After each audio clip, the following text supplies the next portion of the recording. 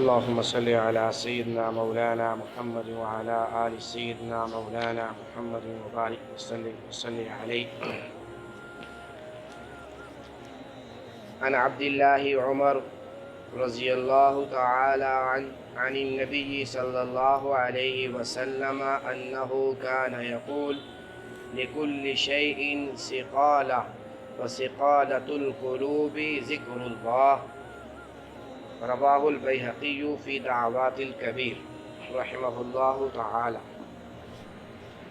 ذکر کے حوالے سے، ذکر کی اہمیت کے حوالے سے، یا یوں سمجھیے ذکر کی حقیقت کے حوالے سے نبی پاک صلی اللہ علیہ وسلم کی یہ حدیث ہے.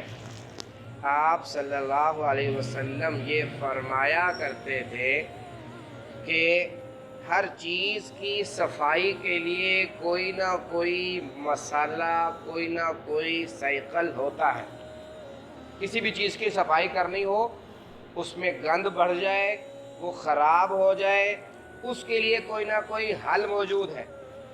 دلوں کی صفائی کا حل، دلوں کی صفائی کا مسالہ وہ اللہ کا ذکر ہے. اب دل بھی گندے ہو جاتے ہیں، کیا مطلب ہے اس کا؟ اس کو ذرا سمجھیے. نبی پاک صلی اللہ علیہ وسلم کو اس دنیا میں اللہ نے بھیجا اور آپ کے ذمے کام لگائے.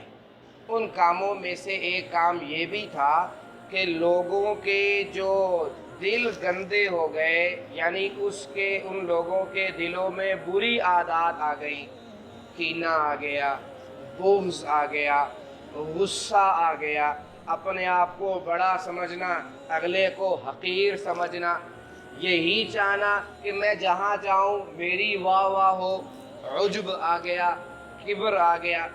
ان گندی عادات کو نکالا جائے، یہ اللہ کے نبی کے ذمے تھا.